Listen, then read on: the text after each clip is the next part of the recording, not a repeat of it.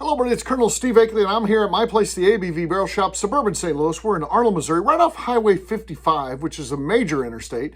So that is a U.S. interstate, and so it's really convenient to get here. We're just minutes off of Highway 55 and 141 exit.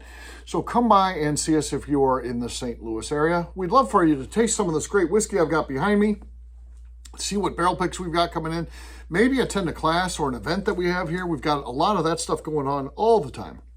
Always working on special events, tastings, educational classes, you name it. We do a lot of different things here. Our topic for today comes from YouTube itself. YouTube has what they call inspiration for their creators, and they give you topics that they think would play well with your audience. How does YouTube know? They know everything, right? They know everything about you that's watching this. They know everything about me, and they crunch that in a computer somewhere, and they'll be like, here's a topic for you. This is something that you can do well and that your audience will like. And the one that they came up with today, I think, again, I'll throw the cover art out there now. I think they did a good job. It's compelling to look at. I think that I like it. And of course, part of the things when I'm doing these, I want to use the cover that the AI created, cover art that they did. Now maybe I'll alter it to put our name on there or something like that. But for the most part, I'm using what they provided. And so that is the topic of the today: is are whiskey subscriptions worth it? So but one of my rules that I created when I said I'm going to go down this path of utilizing some of the stuff that YouTube suggests, I'm going to blow them up on a terrible idea that they had. So I'm going to put this one up on the screen now and check that out. It says blind tasting, new versus odd, but I assume that's old. And is the idea of a blind tasting new versus old bad? No, that's okay. I don't know that it's exciting to watch me tasting things blind. I don't know that I'm a super palate that or does a good job with tasting notes or whatever it is you'd be looking for. I'm not sure that I could provide that. So that's a strike right away. The other thing, though, the major thing as we look at this is it is wine. Wine. I don't know anything about wine. I thought YouTube, I thought you know everything about me. You should know I don't dislike wine, but I don't like wine. That's a weird thing, right? Like If I was over at your house and you're a wine drinker and you're like, here, drink this glass of wine, I'll be like, thank you. And they'll be like, what do you think that costs? I wouldn't know if it's a $2.99 wine or a $300 wine. I'm not that sort of wine connoisseur. So while I don't necessarily dislike wine, I never go out of my way to order wine because I'm not in love with it or anything. It's just, I don't know. Do you love water? I drink it. I never I just love water so much. I'm never that way, and I'm kind of that way with wine. I'll never buy it myself because I don't really appreciate it. I don't necessarily dislike it if someone's serving it to me. So, but I would never do any sort of blind taste, and I would never put myself in a position to act like I'm an expert on something I'm not. We get plenty of that in the shop here, and I see how people look to people who really do know about the topic. I don't want to do that. I see a lot of that stuff happening with celebrities. I'm a celebrity whiskey man. You start talking to them, they know nothing about bourbon. They know nothing about the whiskey industry. They just know how to put their name on something and make some cash. They're good at that. So I think that that was a terrible topic. Again, kind of off course anyway. And then once you make it wine instead of whiskey, you got me too far out of my lane. I wouldn't do very good at that. This topic, though. Are whiskey subscriptions worth it? So that is the question here, and I think it's a very simple answer. Are they worth it? No.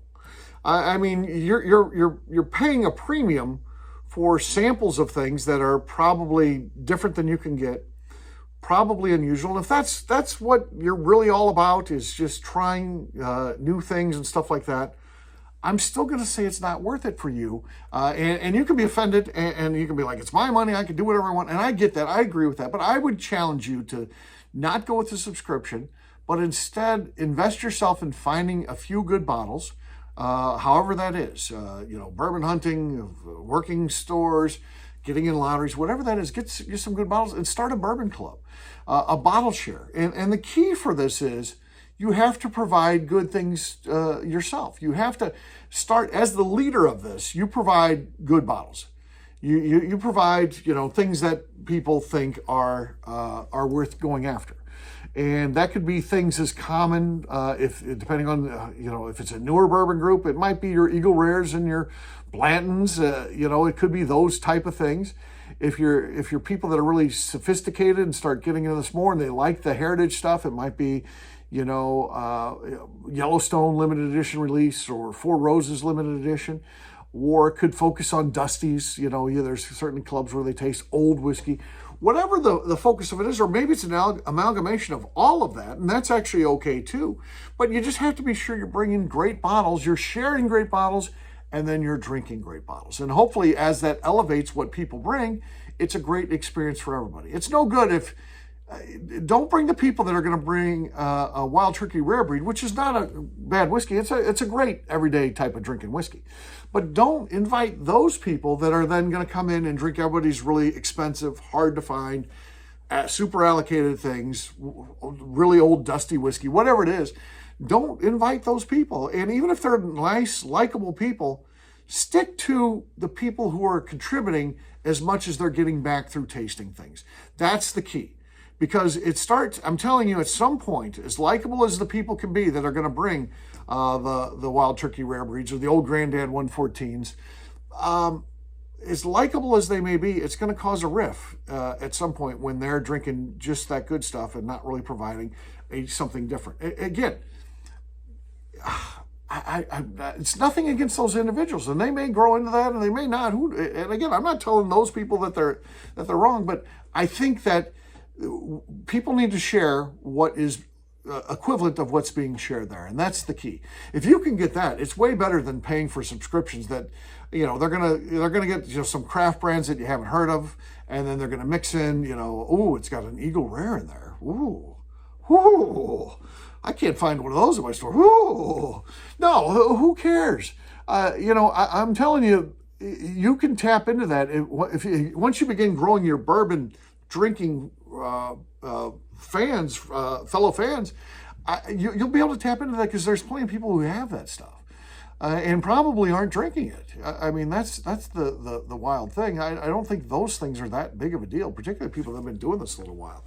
A lot of us have moved on to that, and those just sit around our houses. So I think that's a way to grow your bourbon network, much more so than paying for subscriptions of overinflated whiskeys. And I get that bourbon is a journey of exploration through taste, but there's just different ways. Whether that is going to your local bourbon bar and asking for pours of things you don't have, or building, like I said, a bourbon network. I think that's the most the important way you can do it. I'd put out a pitch at this place, but again, the comments would be, I don't live close enough. All that. I understand that. But if you get in the area of St. Louis, come by and see us. Or find a shop that maybe does some pours and things like that. We're not exclusive to tasting on our whiskey. So I would just try to expand in different ways other than these subscriptions that are pretty costly. But again, if you want to do that, that's okay too. However you want to spend your money, it's your money. Spend it however you like. But I just do think, if you're going to ask me, is there a better way? I do think there are better ways. And I wouldn't think a subscription is the way to do it. So that's just my take on it. That's what these videos are about. I'm not wrong. You're not wrong. We may see things differently, though. So that's it for today.